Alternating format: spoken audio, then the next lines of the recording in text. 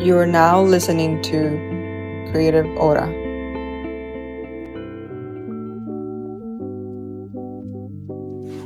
Hi everyone, welcome to Creative Hora. I'm Dalia. And I'm Mary. We're so excited to welcome you back for another conversation between two friends. Friend, how are you? I don't even know where to start, friend, but yes, I'm super excited to get back just with another episode with you. Let's see, how am I? I think I'm feeling a little scattered today and even this past week. I've been a little bit all over the place.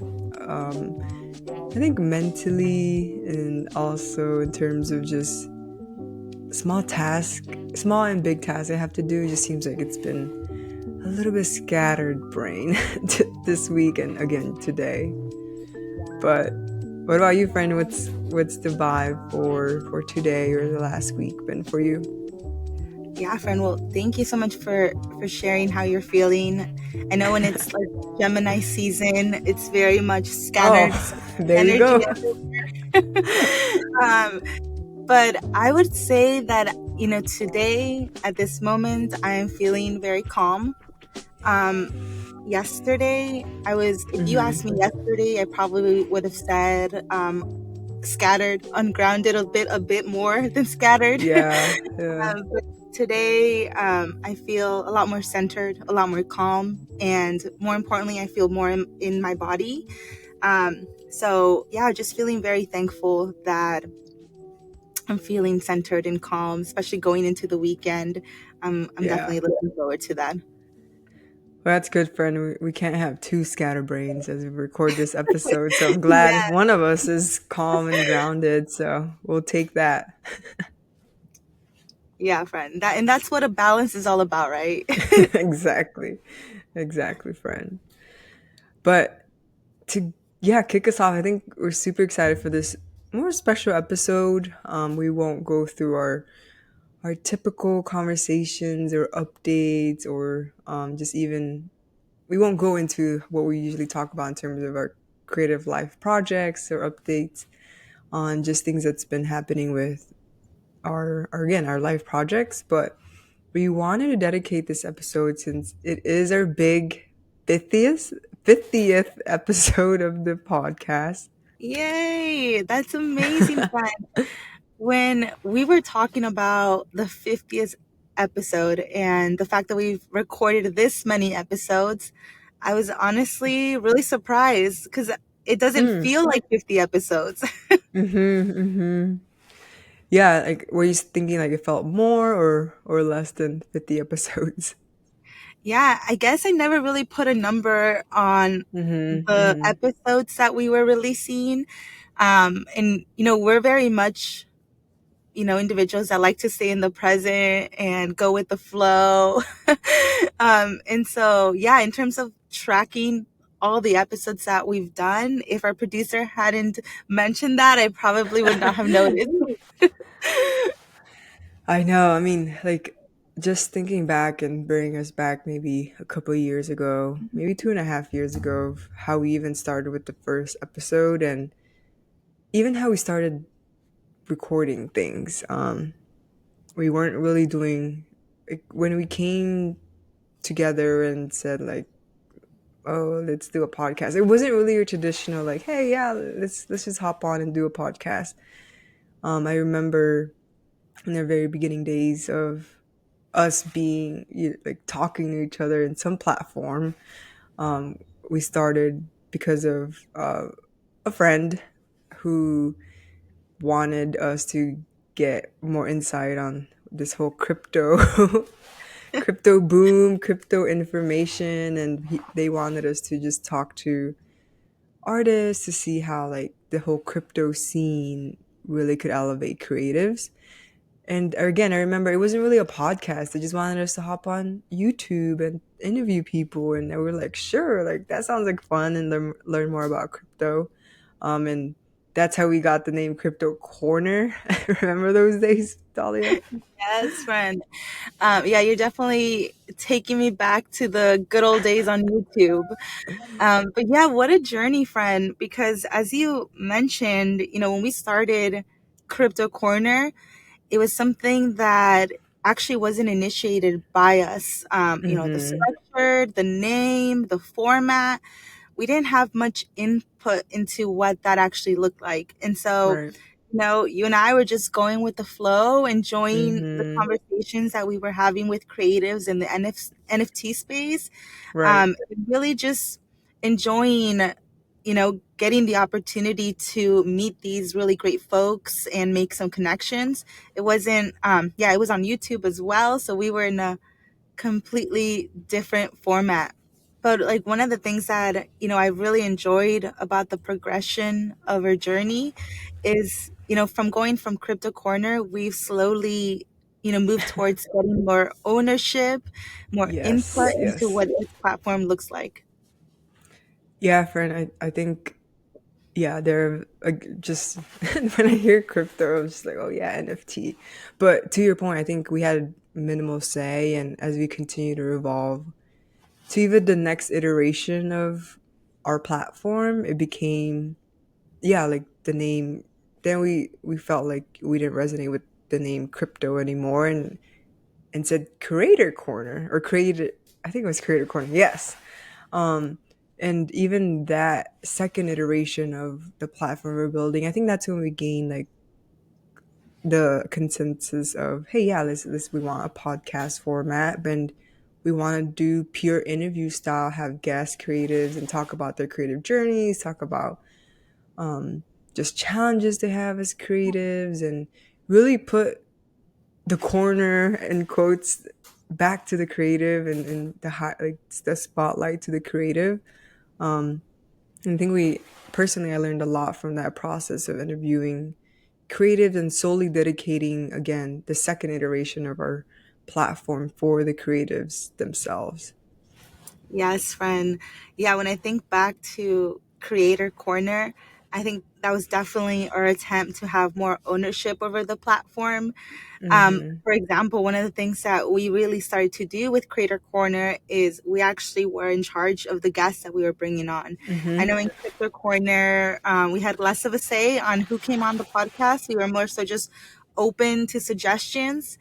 And then once we, changed the name, we started to have more input on the type of guests and also community that we wanted to start building with Creator Corner. But you Mm-hmm. mentioned something really important about Creator Corner, that it was, really focused around providing that space for our guests to, share their journey and, us have the opportunity to learn and hear about that journey. And so I always think about Creator Corner as such a magical moment for me, friend, when I think Mm-hmm. back, because we had more say in the guests that we were bringing on, the connections that we were building were just coming across more genuine and more intentional. And you Mm-hmm. can see that in the episodes. You could see that in the conversations we were having. So like I remember when we first brought on Ana Karen, was a guest that we reached out to and we invited on the platform. And when she came on, I just have memories of us like laughing, enjoying, reflecting. So yeah, I do think Creator Corner was our place for us to have more input and really bring on guests that aligned with our values. Yes, friend. Yeah, and I think I remember yeah bringing Anakaran on and just having that spark of like, oh, this is it's like what we meant when even when we like again as we continue to evolve from crypto corner to then creator corner, she was like really the guest in quotes criteria demographics we were looking for in terms of one the representation piece and two just a guest and creative that really just took true to her values and herself as as she evolved her own creative pursuits and journey. So I think that was just a really fun turning point to helping us get to where we're at now and having kind of like that brand identity of what we valued in guests and who we wanted as guests. Um, so I think, yeah, I think Anakana was definitely like a very pivotal just guest that we interviewed among other people that just really resonated with our values. And I think it was definitely the light bulb moment for me too. Yeah, friend. And I'm so curious. You mentioned light bulb moment. What does that mean for you, as a turning point when it came to Creator Corner? Yeah, I mean, I think for me that light bulb moment was like these conversations we have with guests is purely not transactional. Like we authentically wanted and continue to want to build a platform, or even if it's just for that hour, a really authentic space, like digitally and virtually, for them to be their authentic selves, share their genuine, again, struggles as being a POC in the creative space and what those challenges meant, and really listening intently to just their process. And I think overall, if for me at least, if I can do that and provide again that hour of intense listening, intense or intentional listening, not intense, Mhm. and really dedicate that time for that creative and really give them their flowers and shout outs and like be wowed by their whole process as it ebbed and flow. I think that was really like the a light bulb moment for me of why we have this platform and why we continue to have this platform together Mhm. as well. Yeah, friend. Yeah, when I think back to Critter Corner and I also think back about what that light bulb moment was for me, I would say that it was the first time where I realized that, coming into a conversation with a creator, that the space that we were creating was special. When creators hopped on, they immediately felt comfortable with us. And, Mhm. they opened up, they shared their insights. Mhm. And a lot of the Mhm. time, it was the first time we were meeting a lot of these folks. Mhm. Sometimes we were reconnecting with folks, but it was people that we haven't chatted in with them in years. And Yeah. so just to see the way that we could create a space that was comfortable, that felt cozy, and made our guests open up, that really was special. I think another thing that I noticed in transitioning from Crypto Corner to Creator Corner, I remember back in Crypto Corner, friend, when we would spend like a whole hour prepping for our calls. We would have basically a script with questions. And once we transitioned into Creator Corner, we started, we still had like an outline of what we wanted to talk about, but we just became more comfortable with the flow Mhm. and more comfortable with, being present in the conversation and allowing, you know, organically questions to come up based on what they were saying in that moment. So yeah, that was really special, and I think that's really what made Creator Corner a very special milestone in our journey. Yeah, no, completely agree. I remember those times where we would spend, and again, yeah, like a good hour, almost like prepping a scripted conversation, which it wasn't wrong or because we wanted to make sure that the conversations were fruitful. Um, but I do think as we now evolved into, and I'm excited to like, yeah, talk about our next iteration, which became Creative Aura. I think it organically pushed us to now, at least for me, like, how do we take now Creator Corner to Creative Aura, where it's really us and about us, and bring all the learning lessons from Crypto Corner to Creator Corner, now to Creative Aura. I think, yeah, I think it was just the right progression. And with Creative Aura, we did a completely new revamp of logo and look and feel, and even the cover of our podcast. And we had, at least I more and more started identifying myself as a creative and that's a host in this platform where we are still inviting creators and guests, but I think for me at least, this was I took the learnings from all the vulnerability that the creators were sharing with us and applied it to like, okay, how do I become more and more vulnerable with the projects and creativity that I am also just evolving into. And I think that's where, at least for me, in this iteration, in this moment where we are with Creative Aura, is completely about us as two friends talking about our creative life projects or finding our creative life projects and trying so many different things out to again and like, talking and everything in between about life and wellness but also creativity in there. So I think yeah, I'm excited to see this version of us, and I also want to hear from you in terms of like what do you think that I guess turning point was from us being creator corner to now creative aura. Yeah, friend. First, I really, really appreciate the way that you framed it, that our conversations with the creators really, supported and like fed that next iteration of Creative Aura.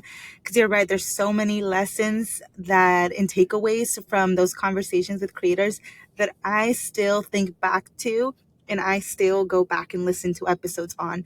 Mhm. Specifically, like I think about some of the lessons around making sure that we're always feeding our creativity, that we are expanding it into multiple outlets, so that it continues to grow and expand is one thing that I really appreciate.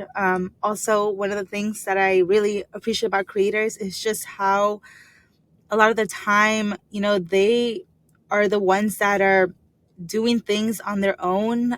They have the vision. They make the art piece, and then it's their role to also share that with others.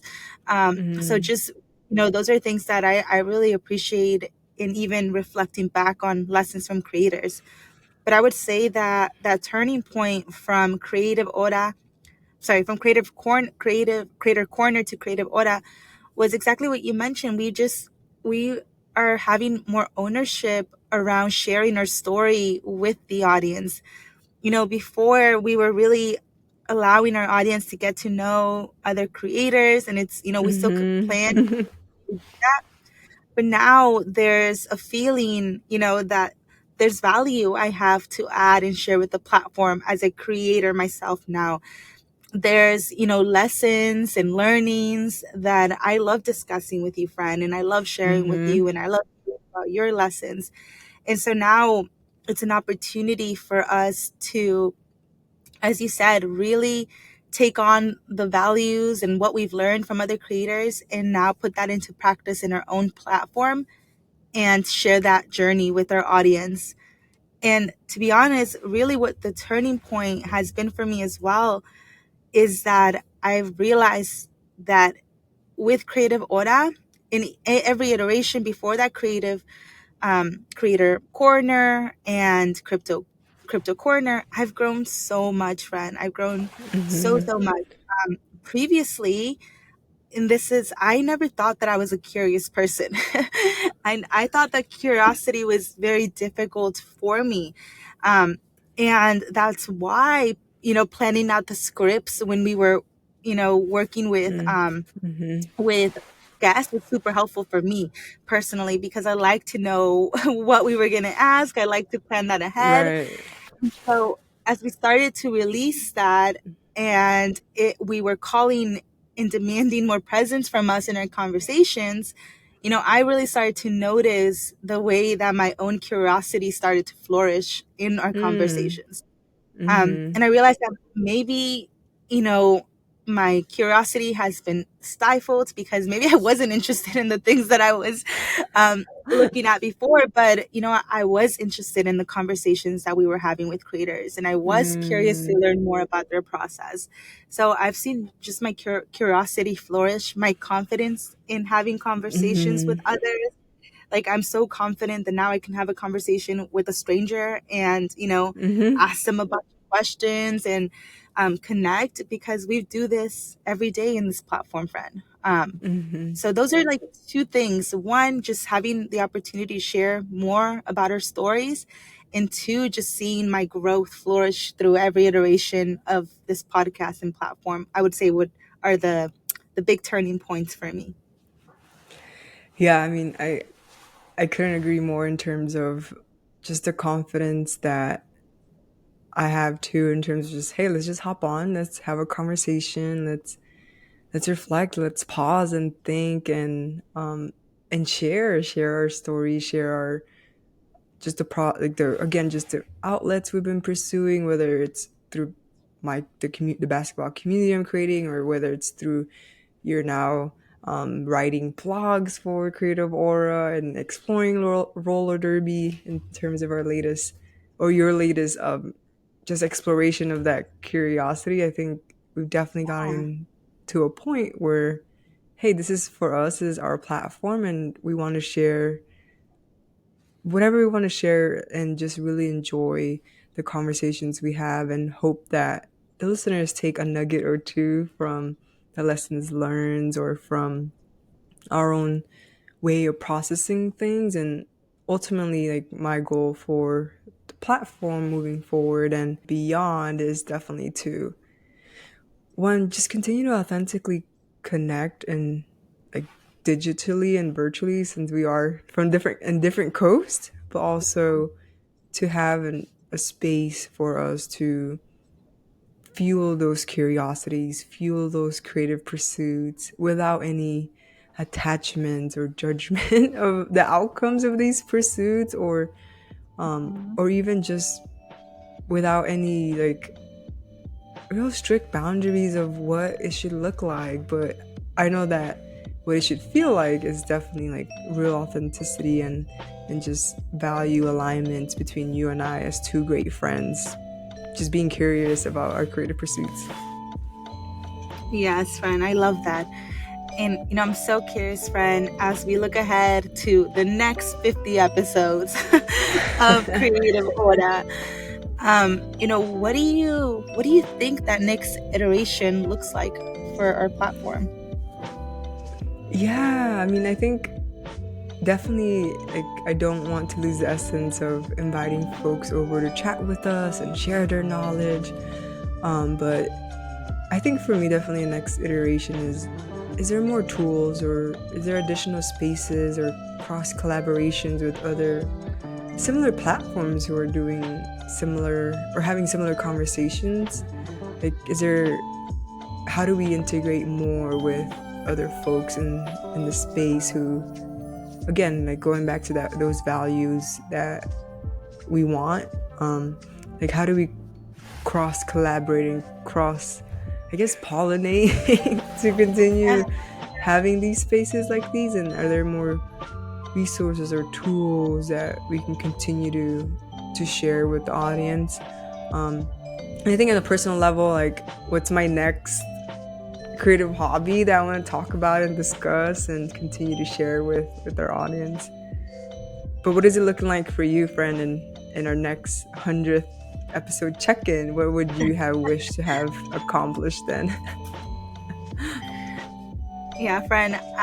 When I think about just the next iteration of Creative Hora, I'm like I'm looking for more ways to connect with the audience. I'm looking for more ways for us to be able to be, to your point, in conversation with community members, and just expand that platform in that way.